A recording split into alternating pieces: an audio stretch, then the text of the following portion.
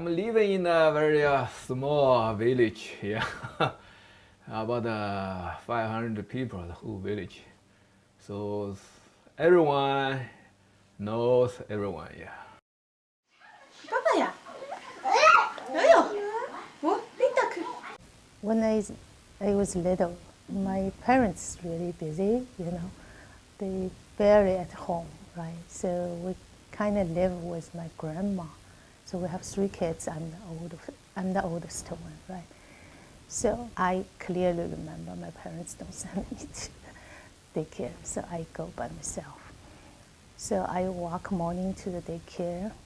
I don't know how far, but at my time, the little girl, I think it's far.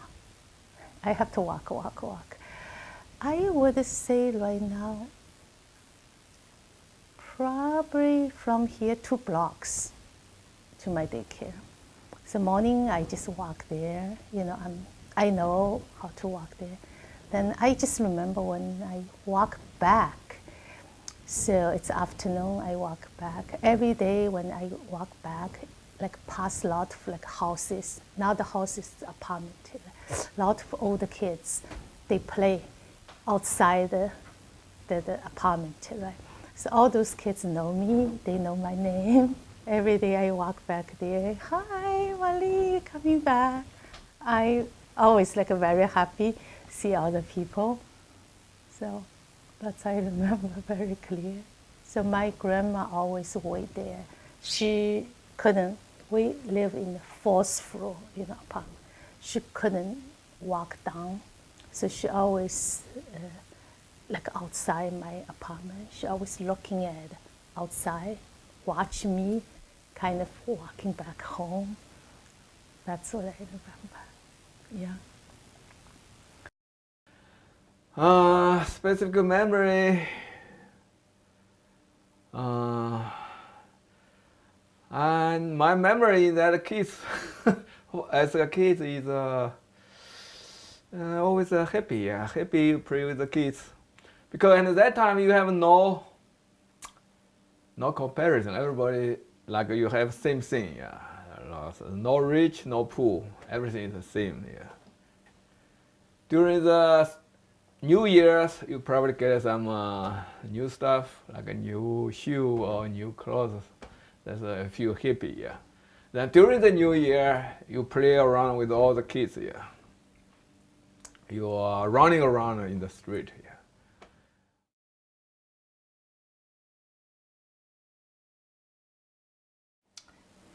Cultural Revolution started. You know that, right? So, like people don't go to class, study, right? So, anyway, we was like 1st grade, very little. So I was the shortest one in the class. I'm always very short. So each class, they have to wait in the line, outside the school before the school door opens.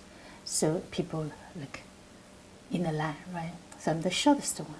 So I'm the one in charge to hold the mall's picture. Because every line, the first one has to hold it like that every day, So I did this, I don't know how many years. So like morning, actually I take home. Like morning, I hold this. It's that, to me, it's really big picture. Maybe I was really small. So it's a middle one, that big. Every morning, I have to hold this picture to school. Then I will be in the first one in the line. I'm so proud of myself. Then we will be going to the classroom. Then I will be hold this back home. Every day I did this. I don't know how many years. I think it was in the 3rd grade, this picture broke down, in the middle, has some, break line. And my grandma and myself, it's really scary because you broke this picture, So we try to fix it, tape on everything. I think, yeah, then I will still hold it for, I don't know how many years, probably 3 or 4 years. I have to do that, every day. So that's something in my memory. Yeah.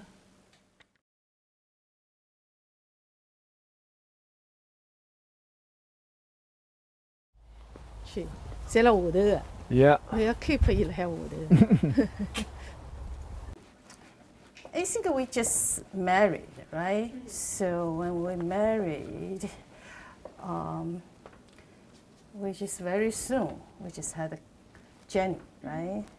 So he really don't like the job. You know, yeah, he wants to do something big, right?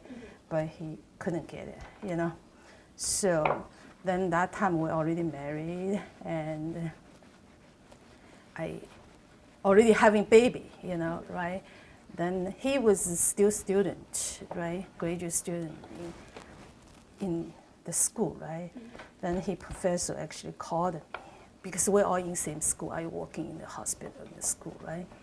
So called me like say, just tell him go, you know, whatever the job available right now, even you're not really so like it, satisfied, just go, you know, because you are having baby, you know. And then we had a conversation, right? And he accepted the position, you know, he went to the school to teaching kids, right? So everybody, young people that time, search for opportunities, you know. Yeah. He actually searched all kind. I'm kind of the person rely on husband, you know, that's me, right? So I'm just working, and when Jenny comes, you know, I'm just taking care of the kids. So basically all the hope is on him, you know. So he tried everything, right? People goes to Germany, you know, but no chance, no opportunity, I guess. And he even tried the hotel, the interview, you remember that? Yeah. Your colleague, right? Mm. In this Yeah. teacher school, right? Yeah. That's He actually cool. Yeah, study. study English and living. And then he said, he just learned, you Yeah. have to study English, take the test for TOEFL. So we just learned that, Yeah, right? yeah, yeah. Totally. So- Yeah. TOEFL, GRE, you know, to get into the whatever schools, you know. Canada, yeah. And they will give you scholarship to go because we're really, really poor. We have no money at all, no penny, you know, right? Really, really poor. But they said if you have good grades, everything, school will give you scholarship to go there. Oh, that's very, Yeah. Get the money. yeah, right? Then the thing is, he don't know English. That's the thing. I would tell the story.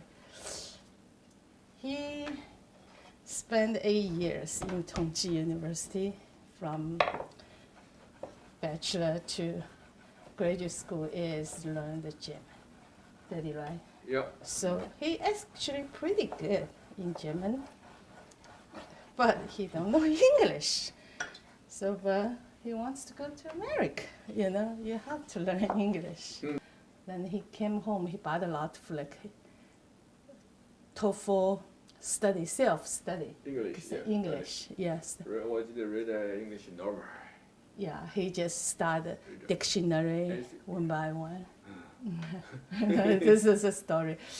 Because I working in the school, all his teachers know me because I'm in the hospital, College right? professor, yeah. Yeah, they all know me. One of the English professor, the lady came to me. I was talking. She said, he's studying English, want to go to America. Then she came to me second day. She says, Marie, I tell you, you go home, tell him that's not going to work.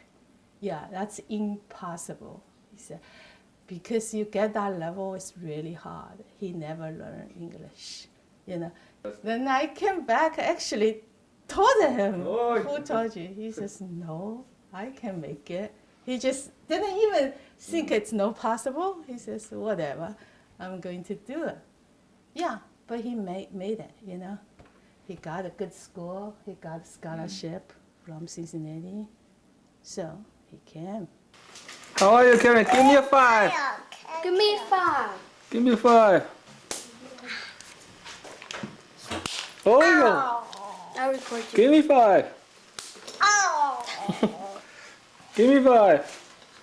I think it was in '94, and I think I was 6 years old, and I think it was a flight from Shanghai to Los Angeles. I was with Abu and Akong, who came with me with large suitcases.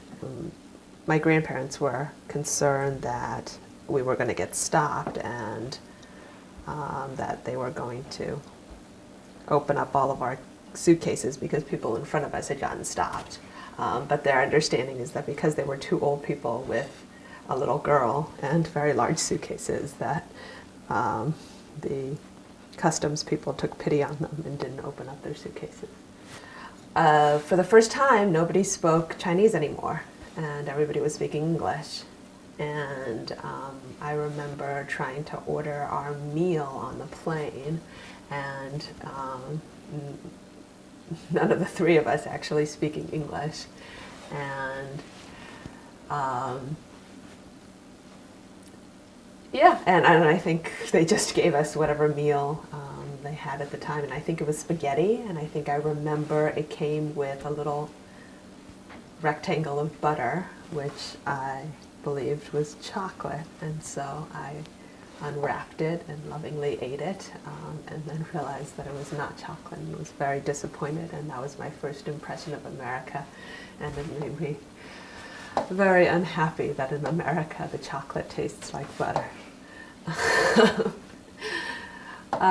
When I landed in Cincinnati, I just remember waiting for somebody to come, and I think you know, at age 6, I had the idea that my parents were supposed to come to get me. And I just remember waiting and waiting, and then these two young people coming over and picking me up and being very happy to see me. And I remember thinking in my mind, well, we can't just go with anybody because I'm waiting for Mom and Dad. And it wasn't for, I think, several minutes into that encounter that I realized that it was Mom and Dad who had already come, and I had no recollection of them at that time. So I think my first day in school would have been in Cincinnati, and I can't remember what the county was anymore, but it would have been at Clifton Elementary School. I remember I had a backpack that was foam on the insides of the pockets. And I remember the teacher that morning and repeatedly throughout the day writing this word on the chalkboard. I recognized most of the letters in this word that she kept writing over and over on the board that I couldn't understand because she must have said it every time she read it, but I didn't understand what she was saying. And so it annoyed me very much that she kept writing this one word on this board that I didn't know. So I managed to memorize almost all of the letters, some, you know, by knowing what the letters actually were, and some of them just by the shape of the letters, like R, I remembered was a candy cane. And so I didn't have a pencil on me, but as soon as I got on the school bus, I carved the word from memory into the inside, into the foam on the inside of my backpack. And I came home, the first thing I asked her was, what is this? The first thing I asked Mom was, what is this word? And she said, it's September. I remember in the afternoons, we would have a kind of circle time on the floor, and we would have to repeat certain phrases that the teacher would recite, and one of them was, I am an American. And I remember finding it funny, repeating that you know, I didn't think I was an American at the time, but it was funny that everybody had to sit there and say, I am an American. And that must not have been the very first day, because I understood what those words meant at the time.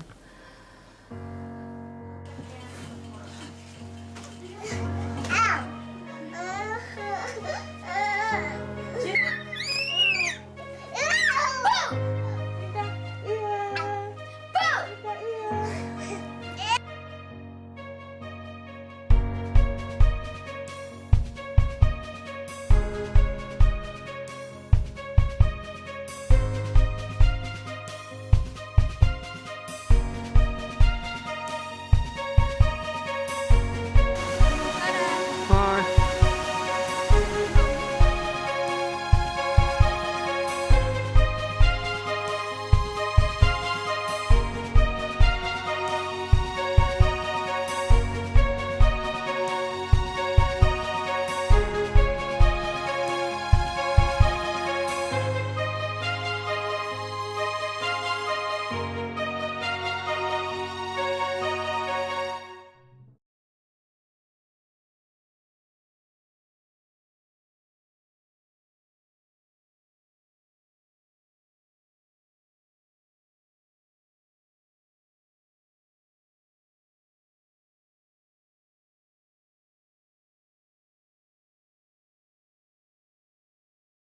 Của Xiao Xiao này.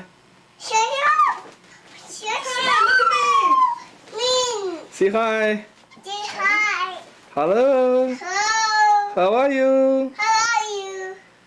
How are you doing?